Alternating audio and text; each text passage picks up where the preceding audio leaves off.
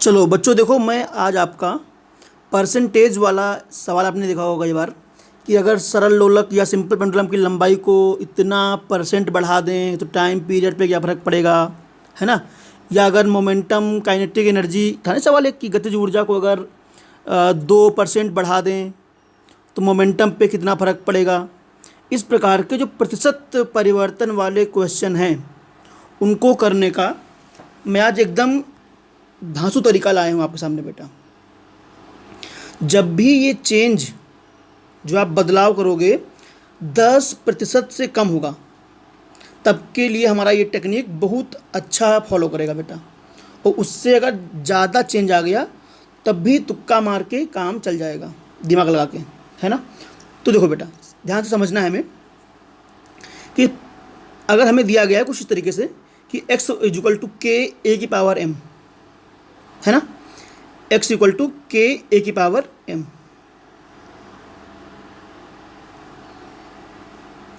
यहां पर बेटा k कोई कांस्टेंट है, ये जो k है बेटा ये k कोई कांस्टेंट है और a वेरिएबल है, यानी कि a में हम लोग प्रतिशत परिवर्तन करेंगे और a की पावर क्या है m। तो पूछेंगे कि x में कितना परिवर्तन आएगा। देखो x के सामने a लिखा है बेटा, तो इनमें जो परिवर्तन करोगे जितना a में करोगे तो उसी हिसाब से a में भी परिवर्तन आएगा और वो बढ़ेगा। अगर a को बढ़ाओगे तो x बढ़ेगा, अगर a को घटाओगे तो x घटेगा। ये बात ध्यान रहे। तो अब यहाँ पे देखो a की पावर कितनी है m, वो पावर बेटा बाहर ले लो। के तो नंबर है, छोड़ दो उसे। तो प्रतिशत x में आएगा m टाइम प्रतिशत a का, और ये वेरी करेगा डायरेक्टली। अच्छा, अगर ऐसे लिखा हो x इक्वल टू के अपॉन ए की पावर m, बेटा के कोई नंबर हो सकता है, डोंट वरी, उसको छोड़ देना है हमें।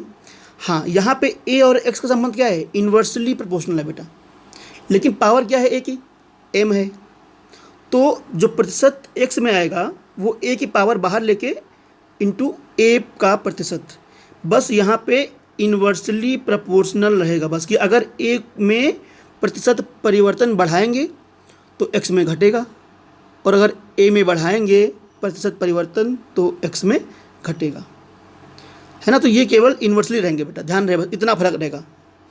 अब देखो, जैसे हमने आपसे बात की यहाँ पे कि अगर वेलोसिटी में 5% का चेंज कर दें तो उस ऑब्जेक्ट की काइनेटिक एनर्जी में कितना चेंज आएगा। तो बच्चों, काइनेटिक एनर्जी का फॉर्मूला क्या होता है, 1/2 mv²। यहाँ पे m और 1/2 ये नंबर कांस्टेंट है, तो काइनेटिक एनर्जी वेलोसिटी के स्क्वायर पे डिपेंड कर रही है बेटा, है ना। तो वेलोसिटी की पावर कितनी है, 2 है, तो वो 2 बेटा बाहर आ जाएगा इंटू वेलोसिटी का परसेंटेज चेंज, यानी कि काइनेटिक एनर्जी 10% से चेंज हो जाएगी। ठीक है बेटा, बढ़िया।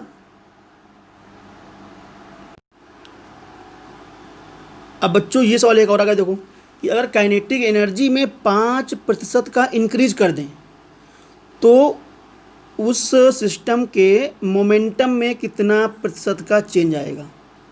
तो मोमेंटम और काइनेटिक एनर्जी, रेखीय संवेग और गतिज ऊर्जा P इक्वल टू √2mk से जुड़ते हैं बेटा आपस में, ना। P इक्वल टू √2mk उनका फॉर्मूला होता है आपस में जोड़ने का। अब यहाँ पे 2m तो है बेटा कांस्टेंट, इसका कोई मतलब ही नहीं। P काइनेटिक एनर्जी के रूट पे डिपेंड कर रहा है, तो बेटा रूट मतलब 1/2 होता है पावर में, वो बाहर आ जाएगा। तो मोमेंटम में जो परसेंटेज चेंज आएगा काइनेटिक एनर्जी का परसेंटेज चेंज का हाफ, यानी कि 2.5%। अगर काइनेटिक एनर्जी बढ़ी थी तो मोमेंटम भी बढ़ जाएगा। बढ़िया है बेटा, बहुत अच्छे। तो एक सवाल और है कि अगर सिंपल पेंडुलम की लंबाई को 2% कम कर दिया जाए तो उसके आवर्तकाल पे कितना प्रतिशत का चेंज आएगा। तो लंबाई का संबंध क्या है टाइम पीरियड के से, वो √L बेटा है, यानी कि √L मतलब L की पावर 1/2 और डायरेक्टली प्रोपोर्शनल बेटा है। तो जो t में परसेंटेज चेंज आएगा लंबाई के परसेंटेज चेंज का हाफ होगा, है ना बेटा। तो यानी हम लोग L की यहाँ पे डालेंगे वैल्यू, जो चेंज था 1 था, 1/2 से 2 से 2 कट जाएगा वो, है ना।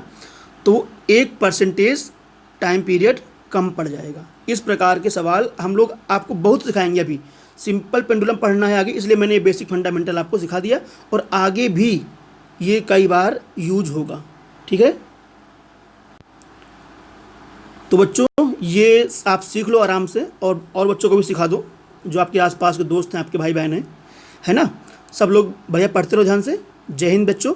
अभी आगे हम आपके पास और वीडियो लेके आएंगे।